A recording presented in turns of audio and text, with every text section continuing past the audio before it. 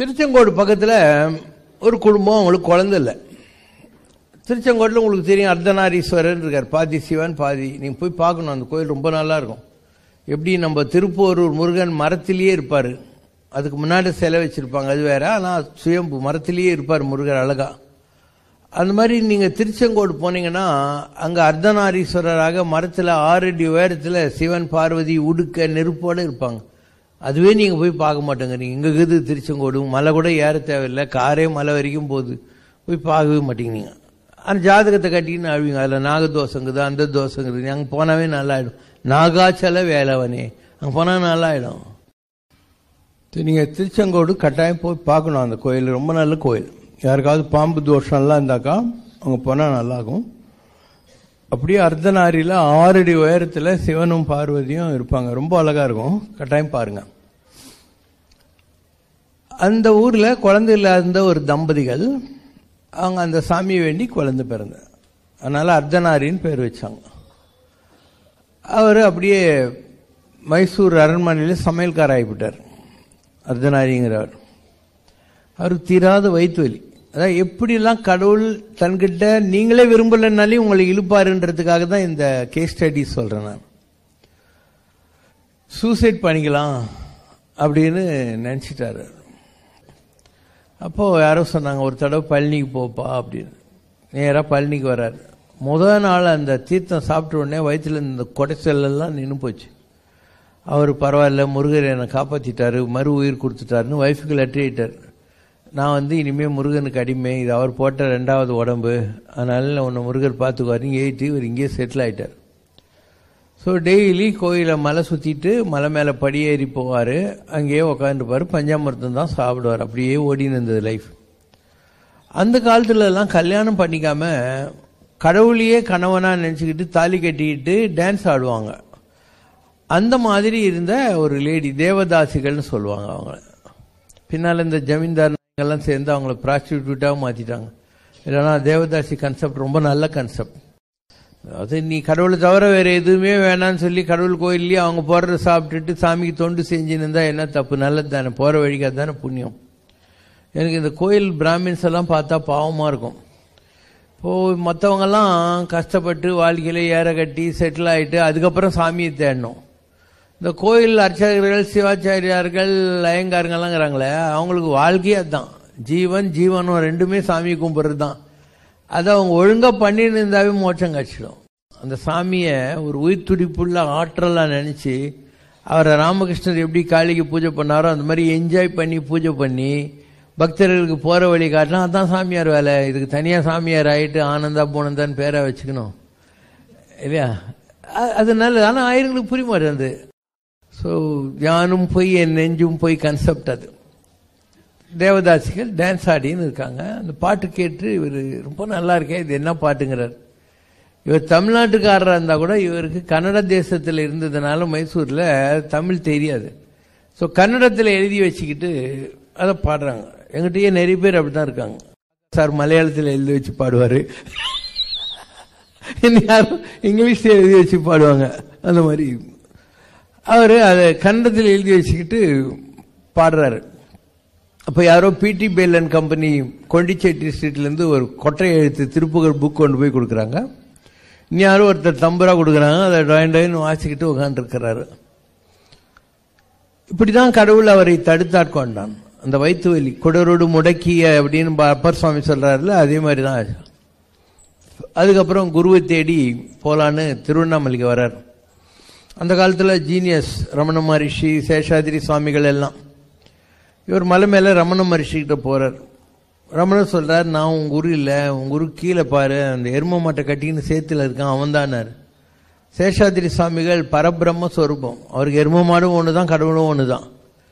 So நீங்கள் புது வேஷ்டி எடுத்துன்னு போனீங்கன்னா அது அங்கே சுடுகாட்டில் இருக்கிற தோட்டி கொடுத்துட்டு தோட்டியோட பழைய வேஷ்டி வாங்கி கட்டிக்குவார். நீங்கள் அவருக்கு வடை பாயசம் கொடுத்தீங்கன்னா அதை தோட்டிக்கு கொடுத்துட்டு அவங்களுடைய கேவரு கூழு வாங்கி அவர் குடிப்பார். அந்த அளவுக்கு ஒரு மைண்ட் செட்டில் இந்த ஒரு பரமாத்வைத்தத்தில் இருந்தார். ஸோ அவன் தான் உன் குரு கீழே போன்றார். இவர் அங்கே வர்ற போதே சேஷாதிரி சாமி சிரத்தை கட்டி நின்று எரும மாட்டு குளத்தில் இருந்துக்கிட்டு, அவனுக்கு எதுக்குடா மந்திரோபதேசம், திருப்புகழ் தான் மகா மந்திரம் அப்படின்னாராம். உனக்கு வேற மந்திரம்லாம் வேண்டாம், திருப்புகழி போறோம்ட்டு நீ வள்ளிமலையில் போய் தவம் பண்ணிக்கிட்டு நான் அங்கே வரேன்ட்டார். இவர் வள்ளிமலைக்கு போயிட்டார். அங்கே ஆயிரக்கணக்கான அனுபவங்கள் அவருக்கு வந்தது. நேராக குறப்பெண் வடிவத்தில் வள்ளியே வருவா. இவர் வெத்தலை பொறி திடீர்னு போய் எங்கேயாவது ஒழிச்சு வச்சிருவா. இவ அவளை துரத்தின்னு ஓடுவார். போனாக்கா உனக்கு ஏன்னா அன்பு பொங்கி வராதா, பாசம் பொங்கி வராதா அப்படின்னு சொல்லி பொங்கி அப்படின்னு எழுதியிருக்காரு. அப்போ பொங்கின்னா என்னன்னா வள்ளியோட இன்னொரு பேர். அதுவே நிறைய பேருக்கு தெரியாது. பொங்க வைக்கிறதுன்றது இல்லையா, பொங்கி வருதல் என்ற அர்த்தத்தில் இருக்கும். ஒரு நாள் அந்த அம்மா விரகர நோக்கியம் பாட்டு நீ பாடினியானா உனக்கு மோட்சம் கிடைச்சிருவோம்னாங்க. இப்படிலாம் பல அனுபவங்கள் கிடைச்சிது. திருத்தணி கோயிலில் மணி அடித்தாதான் இவர் வள்ளிமலையில் சாப்பிட ஆரம்பிப்பார். அப்படிலாம் முருகனோடையே இருந்தார் அவர் ஒரு மனசில். என்னடா சேஷாதிரி சாமி செத்து போயிட்டாருன்னு பேப்பரில் நியூஸ் வந்துச்சு. வரேன்னு சொல்லிட்டு செத்து போயிட்டாரே அப்படின்னு சொல்லி. அப்போ திருவண்ணாமலையில் சுடுகாட்டில் இருக்கிற தோட்டி இல்லை, அவன் வரான். நான் தான் அந்த தோட்டி, எனக்கு பழைய வேஷ்டியெல்லாம் அவர் வாங்கி கட்டின்னு எனக்கு புது வேஷ்டி கொடுப்பாரு. என் கஞ்சி வாங்கி அவர் குடிச்சிட்டு என் சாப்பாடெல்லாம் அவர் சாப்பாடெல்லாம் எனக்கு கொடுப்பாரு. அவர் இறந்துட்டாருன்னு அழுதேன். நீ வள்ளிமலைக்கு போ, நான் வர்றேன் அப்படின்னு. அன்றைக்கி மத்தியானம் படைக்கிறாங்க பாறைக்கு அடியில். ஒரு தங்கமயமான கீரிப்பில்லை ஓடி அதை சாப்பிடுது. அந்த தோட்டி சொல்கிறோம், அதோ சேஷாதிரி வந்துட்டார் வந்துட்டார் வந்துட்டார் சாப்பிடுகிறாரு அப்படின்னு. அப்படியெல்லாம் அனுபவங்கள் அவருக்கு வந்தது.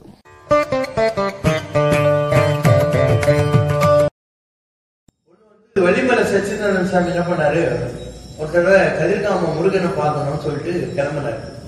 அந்த காலத்துல கப்பல்ல போகணும் ஸ்ரீலங்கா. அதனால ராமேஸ்வரத்துல கலெக்டர், வெள்ளக்கார கலெக்டர் கிட்ட கையெழுத்து வாங்கினாதான் விசா கொடுப்பான், பெர்மிட் கொடுப்பான். இவர் நான் திருச்செங்கோட்டுக்காரன், எனக்கு சமையல் வேலை தெரியும், மைசூர் ராஜா கிட்ட நான் சமையல் வேலையில் இருக்கேன். வெள்ளக்காரன் சொன்னானா, அப்பனா எனக்கு நல்லா சாப்பாடு பண்ணி போடு, உன் சாப்பாடு பிடிச்சா உனக்கு பெர்மிட் தரேன் நான். இவர் சைவம், என்ன பண்றதுன்னு தெரியல. என்ன பண்ணாரா, நல்லா முருங்காய் அந்த மாதிரி காய்கறி எடுத்து பதார்த்தம் ஒரு நான்வெஜ் டேஸ்ட் வர்ற மாதிரி பண்ணி அவங்ககிட்ட கொடுத்தாங்க. அவன் அந்த முருங்காவை உறிஞ்ச போது அவனுக்கு மட்டன் ஞாபகம் வந்து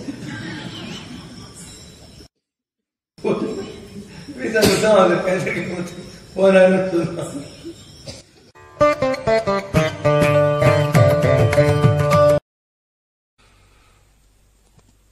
அவர் என்ன பண்ணுவார், கிருத்திக்கு அன்ன காவடி எடுப்பார். அதில் வர்ற அரிசியெல்லாம் வச்சு சாப்பாடு பண்ணி ஒரு பந்தி உபசரணை சொல்கிறாங்க இல்லையா, எல்லாருக்கும் இலை போட்டு சாப்பாடெல்லாம் பரிமாறிட்டு அவங்க சாப்பிட்டு முடிச்ச உடனே அதில் அங்கப்பிரஷ்னம் பண்ணுவார். இது அவருடைய பழக்கம் அந்த காலத்தில். ஒரு நாள் கந்தசாமி கோயிலுக்குள்ளே நுழைகிறார். கந்தசாமி கோயில் வாசலில் ஒரு சித்தர், அவர் பேர் சட்டிசாமியார், அவர் உட்காந்துருக்கார். நாளைக்கு கிருத்திகை எல்லாத்தையும் வாரி சுருட்டிக்கிறதுக்காக தான் வந்திருக்கான் முருகன் கிட்ட அப்படின்னாரு. இவருக்கு நாளைக்கு ஏதோ நடக்க போகுது, நம்ம ஜாக்கிரதையாக இருக்கணும்னு ஒரு எண்ணம். மறுநாள் கிருத்திக்கு சமாராதனைக்கு எல்லாம் ரெடி பண்ணிட்டாரு. எல்லாம் உக்காண்டாங்க.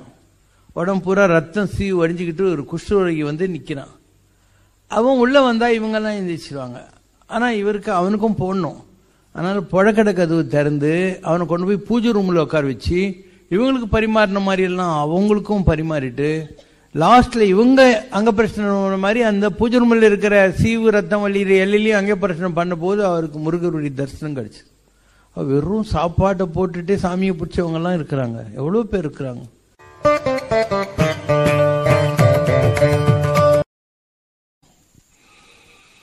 ஒரு நாள் முருகர் அவர் கனவுல வர்றார். நீ எனக்கு அகஸ்தியர் அருவியிலிருந்து தீர்த்தம் கொண்டு அபிஷேகம் பண்ணணும், நான் உனக்கு வழி காட்டுறேன் அப்படின்னு. இவர் தூங்கிடுறாரு. மறுநாள் காத்தால் அந்த கோயில் மணியக்காரரு தர்மகர்த்தா ரெண்டு பேரும் சச்சிதானந்த சுவாமி, அவர் பேர் அர்த்தநாரிங்கிறவர், பின்னால் வள்ளிமலை சச்சிதானந்த சுவாமியும் மாறினார். முருகர் உங்களை எங்கேயோ அனுப்புறேன்னு சொன்னாராமே, அந்த செலவுக்கு உங்களுக்கு 12 ரூபா கொடுக்க சொல்லியிருக்காருன்னாங்க. இவருக்கு இன்னும் நம்பிக்கை வந்துச்சு, நமக்கு வந்த கனவு அவங்களுக்கும் வந்திருக்கு அப்படின்ட்டு வாயில் ஒரு துணி கட்டிக்கிறார். நான் முருகனுக்கு தீர்த்தம் கொண்டு வர போகிறேன், யாரும் என்னை தொடாதீங்க அப்படின்னு கிளம்புறாரு. இவருக்கு முன்னால் ஒரு பண்டாரம். இவருக்கு முன்னாடி 20 அடி தூரத்தில் அவர் நடந்துக்கிட்டு இருக்கிறாரு. இவர் ஓடி ஓடி கிட்ட போனாலே அவர் 20 அடி டிஸ்டன்ஸ் மெயின்டைன் பண்ணுறார். இப்படியே பழனியிலிருந்து சத்தியமங்கலம் வழியாக அவர் அப்படியே திருநெல்வேலிக்கு போயிட்டு அம்பாசமுத்திரம் தாண்டி விக்ரமசிங்கபுரம் தாண்டி இந்த பாபநாசத்துக்கிட்ட இருக்கிற அகஸ்தியர் அருவியில தீர்த்தம் கொண்டு வந்து முருகப்பெருமானுக்கு அபிஷேகம் செய்கிறார். அடுத்த வருஷம் முருகர் சொல்றாரு, எனக்கு தட்சிணாமூர்த்தி தீர்த்தம் வேணும்னு. திருப்பியும் அதே பாதையில் கிளம்பி அகஸ்தியர் அருவிலேருந்து 7 மைல் போனால் இப்போ மணிமுத்தாறு டேம் எல்லாம் காரையார் டேம் எல்லாம் கட்டியிருக்காங்க. அந்த இடத்துல தெற்கு முகமா, அதனால் அதுக்கு தட்சிணாமூர்த்தி தீர்த்தம்னு பேர். புதிய மலையில் அகஸ்தியர் இருக்கிற இடத்துலேருந்து கொட்டுது அது. ஸோ அந்த இடம் பான தீர்த்தம்னு பேர். அங்கிருந்து தண்ணி கொண்டாந்து முருகனுக்கு அபிஷேகம் பண்ணிக்கிட்டு இருக்கிறார். அண்டு அகஸ்தியருடைய பொதிகமலை, அகஸ்தியர் வாசம் செய்கிற இடம், ராவணனோடு மியூசிக் வாசிச்ச இடம், இதெல்லாம் சொல்றாங்க இல்லையா, அதெல்லாம் அந்த மலை மேல பொதிய மலையில் தான் இருக்கு. அதனுடைய 7 மைல் டவுன்ல தான் இது இருக்கு.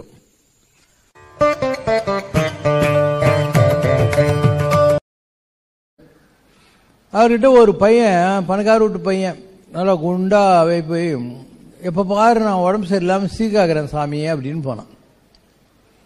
சாமி என்ன பண்ணாரு, நான் பார்க்குற அளவில் இன்னும் 20 நாள் தான் நீ உயிரோடு இருப்ப, அதனால அவன் ஐயோ சாமி நான் என்ன பண்ண போன ஆரம்பிச்சான்.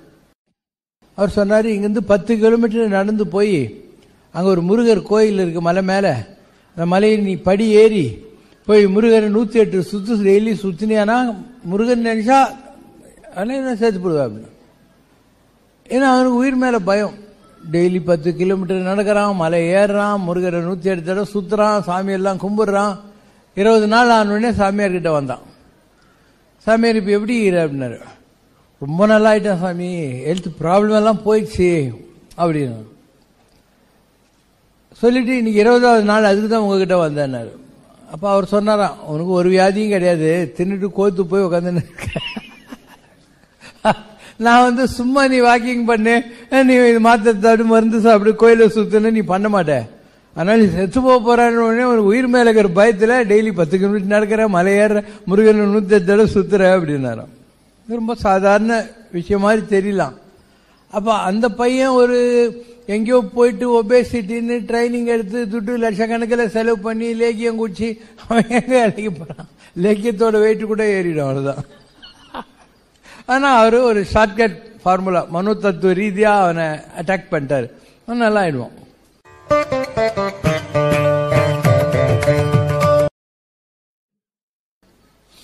அதே வள்ளிமலை சச்சிதானந்த சாமி கிட்ட ஒரு பொம்பளை உடம்புல பேய், அது முஸ்லீம் பேய், அது நல்லா பண்றது ரொம்ப கஷ்டம் சொல்லிட்டு கூட்டின்னு வந்தாங்க.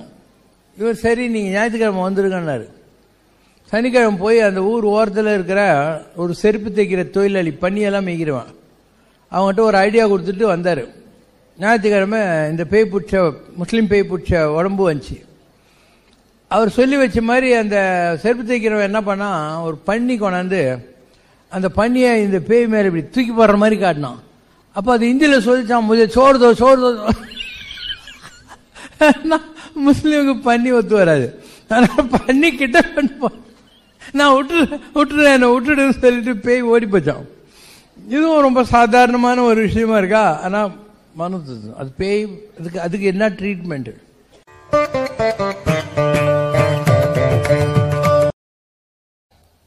அவர் வள்ளிமலையிலிருந்து மெட்ராஸ் வருவார். 2 கேஸ் ஸ்டடி தான் சொல்ல போறேன். நான் முருகரை பத்தி பேசினா வாழ்நாளெல்லாம் பேசிக்கிட்டு இருப்பேன், என் குருவே முருகர் தான். ஸோ மெட்ராஸ்க்கு வருவார். அந்த காலத்தில் ஒரு பெரிய பணக்காரர் இருந்தார் மெட்ராஸில், பார்சாரதி ஐயங்கார்னு பேர்.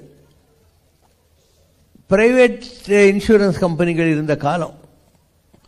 இப்போ பிருத்திவி இன்சூரன்ஸ் கம்பெனிங்கிற கம்பெனியோட ஓனர் அவர். ஆனால் கடவுள் பக்தி எல்லாம் கிடையாது ஐயங்கார் இருந்தாலும். But he had one peculiar habit, இந்த ஆன்டிக் பீஸ்னுவாங்கல்ல, பழைய காலத்து சிலைங்களெல்லாம் வாங்கி வீட்டில் ஷோகேஸில் வைக்கிறது, அந்த மாதிரி தான். ஸோ வள்ளிமலை சாமி ஒரு நாள் அவர் வீட்டுக்கு போயிட்டு ஷோகேஸில் இருக்கிற ஒரு சிலையை பார்த்து அவர் சொல்கிறார், வைஷ்ணவி ரொம்ப அழகாக இருக்கா அப்படின்னு. அந்த காலத்தில் தமிழ்நாட்டில் வைஷ்ணவிங்கிற கன்செப்ட் ஜனங்களுக்கு தெரியாது.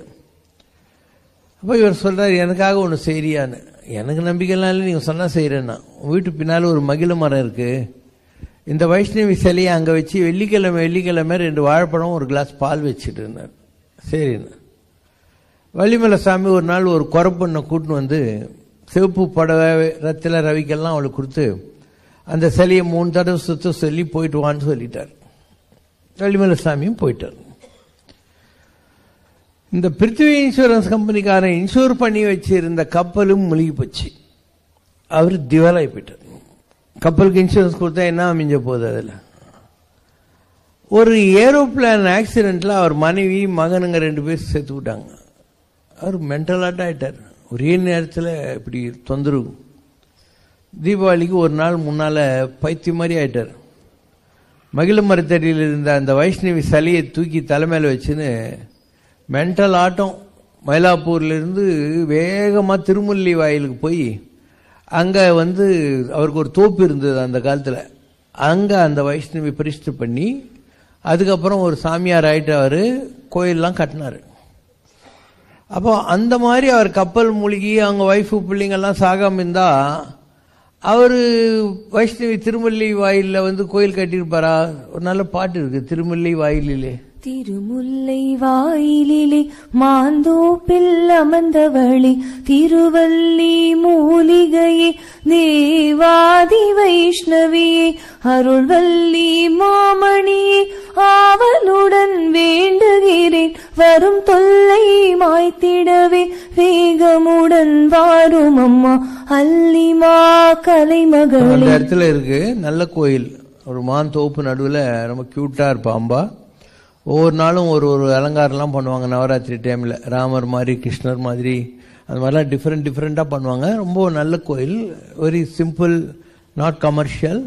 நீங்கள் கூட போய் பார்க்கலாம். ஆவடி ஏர் இண்டியா இருக்கு இல்லையா, அது ஆல் இண்டியா ரேடியோ அதுக்கு எதிரில் இருக்கும். நல்ல பெரிய மாந்தோப்புக்குள்ளே இருக்குது அந்த கோயில். ஸோ ஒரு வள்ளிமலை சச்சிதானந்த சாமிக்கு வயிற்று வலி வராமல் இருந்திருந்தா அவர் திருப்புகழ் விருப்பமோடு செப்புகன்னு அருணகிரிக்கு முருகன் சொன்ன மாதிரி திருப்புகழ் பாட ஆரம்பிச்சு அவருக்கு குருவும் சேஷாத்திரி சாமிகள் வடிவத்தில் கிடைச்சி அது தாண்டா மகாமந்திரம், வேற மந்திரம் வேணான்னு சொல்லி வள்ளிமலையில் அவருக்கு தரிசனம் கொடுத்து அதுக்கப்புறம் மெட்ராஸுக்கு அவர் இங்கே இறந்து அவருடைய உடம்பெல்லாம் எடுத்துன்னு போய் வள்ளிமலையில் ஒரு குகையில் தவத்தில் வச்சுட்டாங்க. நல்ல இடம் வள்ளிமலை, நீங்கள் போகலாம். வள்ளிமலைன்றது வேலூருக்கு காட்பாடிக்கு நடுவில் இருக்கு. அங்கே போனீங்கன்னா ஒரு பெரிய குளம் இருக்கும். அந்த படிக்கட்டுங்க ஏறி நீங்கள் போனீங்கன்னா ஒரு குகையில் முருகர் இருப்பார், வள்ளி தனியாக ஒரு இதில் இருப்பாங்க. அங்கேருந்து கொஞ்சம் தூரம் மேலே நடந்து போனீங்கன்னாக்கா ஒரு குகையில் வள்ளிமலை சச்சிதானந்த சாமியுடைய சமாதி இருக்கும். ரொம்ப நல்ல வைப்ரேஷன் உள்ள இடம். அதுக்கு மேலே வள்ளிமலை சாமி அங்கே இருந்தபோது நிறைய எலும்பு கூடுகள்லாம் இருந்துதான். எல்லாத்தையும் மண்ணில் பதிச்சு அது மேலே 3 மரம் நட்டார். அதெல்லாம் பெருசாக வந்துச்சு. அங்கேருந்து ஒரு 500 அடி மலை மேலே போனீங்கன்னா 4 கல் மண்டபம், அதுக்குள்ளே ஒரு சிவலிங்கம் இருக்கும். அந்த சிவலிங்கம் நிஜமாவே பவர்ஃபுல். அங்கே அம்பாளோட சிவன் இல்லை, சிவன் மாத்திரம்தான் இருக்காரு. ஸோ இந்த ரைட் ப்ரொஃபைல் இருக்கும். பாதி மூக்கு, பாதி சிரிச்ச வாய், பாதி இது வரைக்கும் இங்கிருந்து மின்னல் அடிக்கும் ரீன்வெண்மை மாதிரி அங்கே இருக்கு. நான் அதை எப்படி இருக்கும்னு கூட இங்கே படம் போட்டிருக்கேன், பார்த்தீங்கன்னா தெரியும். அங்கே இருக்காரு, சாமி இருக்காரு. யாருக்கெல்லாம் கல்யாணம் ஆகலையோ அவங்கெல்லாம் அந்த வள்ளி அம்மைக்கிட்ட போய் முறையிட்டாக்கா அவங்களுக்கெல்லாம் கல்யாணம் ஆகும். வள்ளிமலை ரொம்ப நல்ல இடம். ஒரு தடவை நாங்கள் போன போது 7-8 வருஷமாக வேலூரில் மழையே இல்லை சாமினாங்க.